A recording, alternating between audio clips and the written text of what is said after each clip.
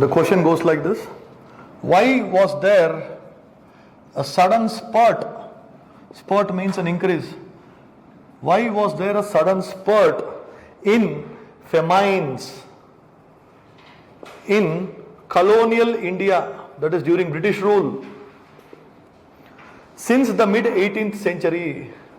Mid-18th century. What is mid-18th century? 1750s. When did the British start occupying India? 1757. Yes or no? Straightforward question. Easily you can write this. Whoever has done some basic work in modern India can write a very beautiful answer for this actually. And this I was asking only for 10 marks, 150 words. So you can write very convincing answer. Introduction, you can simply say that because it is the focus is on famines. They are asking why famine suddenly increased in the colonial India from 1750s time. Why? Now it will seriously say sudden increase means, is it giving, the question itself is giving you an indication that even before British famines used to come or no? They used to come. But what happened here? They increased. Suddenly they increased. Why did they increase? Simple 1 or 2 points in introduction you can say. Famines were not new in India. Even in the pre-colonial period, even in the pre-colonial, pre-British India, famines used to occur. But what increased then? What increased is, since the British rule, if you want to be more specific and show off to the examiner, you can say, since the beginning of British rule from Battle of Plassey in 1757, look at that words which I am using, the intensity and frequency of famines increased. Intensity and frequency. What do you mean by frequency? The number of times the famines are coming has increased, and intensity means whenever they come they are affecting more number of people and the famine is existing for a longer period of time. Why? That is what we are trying to give a hint. Since British rule, this is intensity and frequency of famines has increased, and the main cause for this was the alien nature of the British rule, who never made India their home country.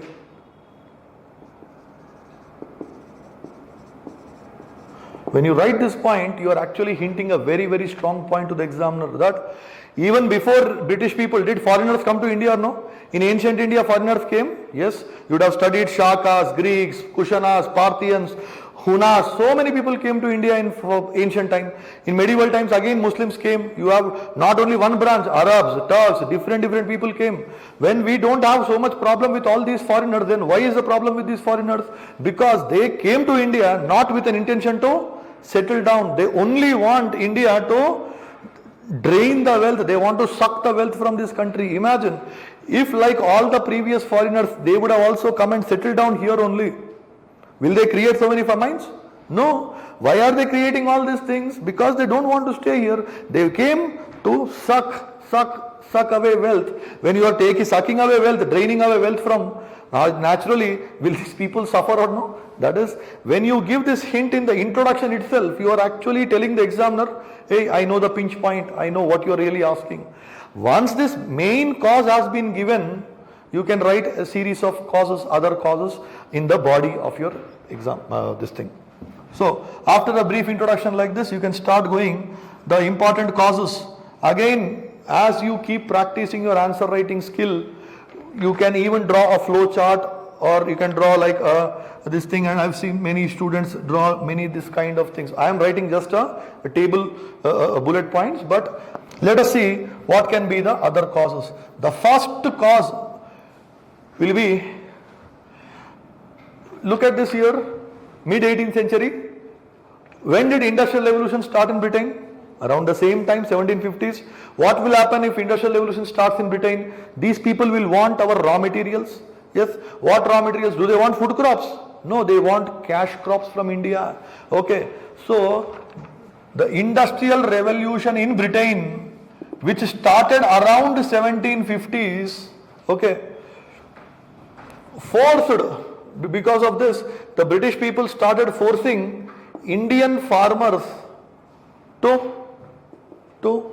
produce cash crops instead of food crops. Now you tell me, what will happen? The amount of production of food will fall or no? Which means, what does it mean? It's clearly that if any problem comes, gone food, the amount of food that is being produced is falling down, which means, is there a chance for increase in famines? Naturally here.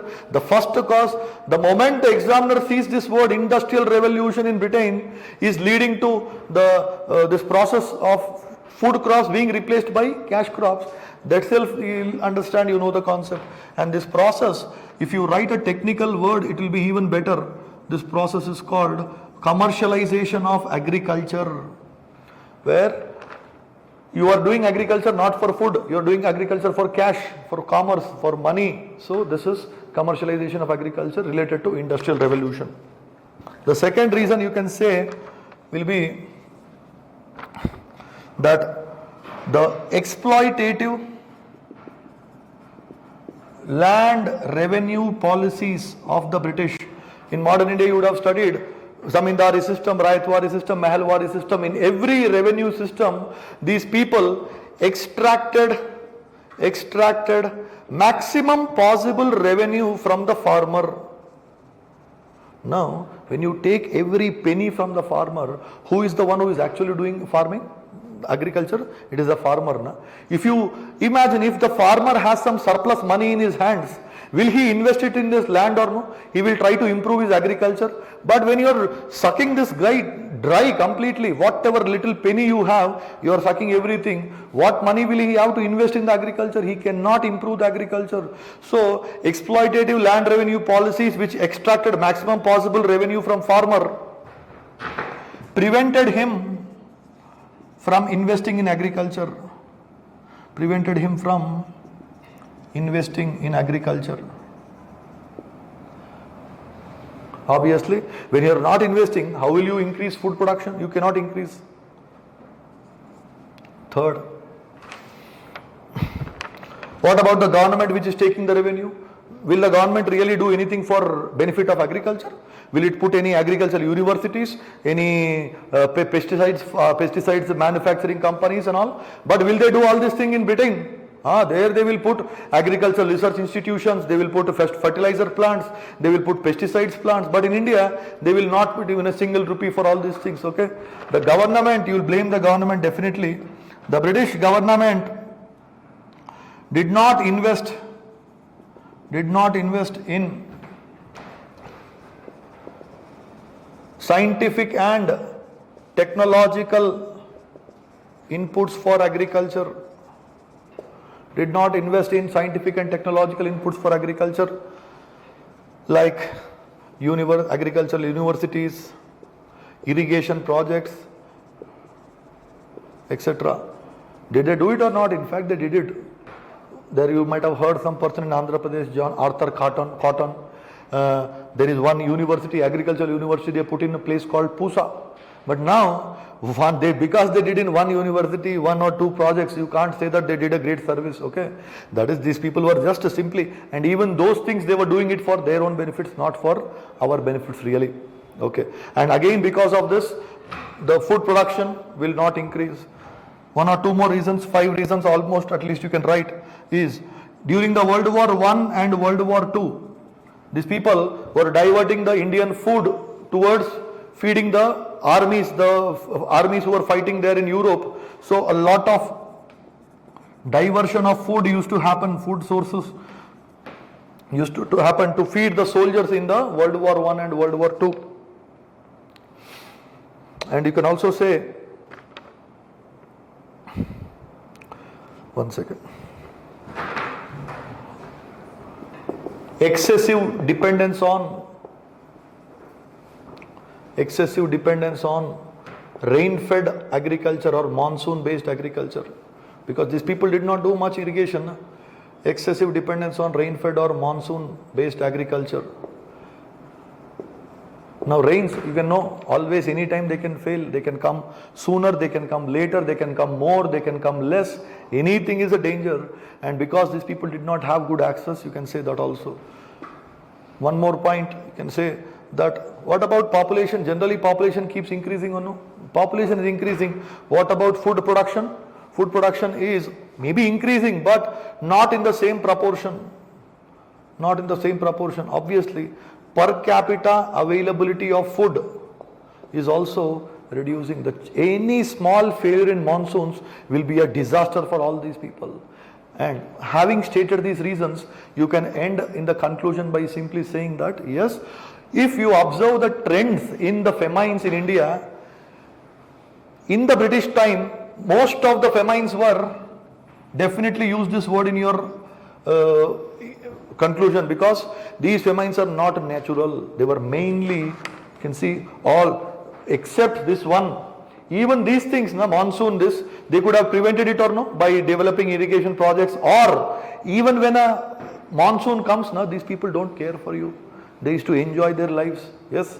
So it is the effects of the famine they can reduce, but even that they will not do. They will not do any efforts. So you can say, conclude the answer by saying almost all the famines that came during the British rule were man-made famines, which were a result of the deliberate British policies,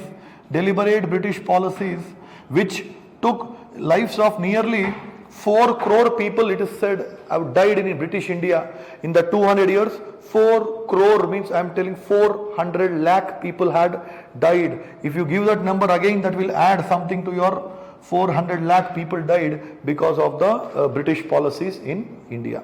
And if you wish, you can also add one more line that like even when the famines broke out, the British never cared to give famine relief. Much of the relief operations they never gave. And if possible, in the answer itself, in the body, if you can write 1 or 2 names of 2 famines or 3 famines, which year, which place, that will add something extra. For example, the Great Bengal famine that came in the year 1770.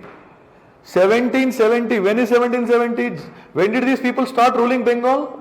1757 Battle of Plassey, and 1764 is Battle of Buxar, and in 1776 years itself such a big famine came, nearly 1/3 population of Bengal was wiped out. 1/3 population of Bengal was wiped out just 6 years after the beginning of British rule. So that is indicating how exploitative these people would have been. And in 1870s there was a Deccan famine. There was a famine in the Deccan region, and even this crores of people die in this Deccan. And you can say when this famine was happening, these people in 1876, when the famine was going on, they were enjoying a big ceremony called Delhi Darbar. If you can be slightly specific by giving 1 or 2 examples, yes. See, it is all about whoever has read properly, they can write these points or no, easily they can write, provided they have done their homework. I think you can see these 2 questions are not very, very difficult questions that you have to create and think and write. Simple points, every standard textbook will have all these things. How will you get that extra mark then? The only point is try to do these things, give a good introduction and a satisfying conclusion. Okay, that's it.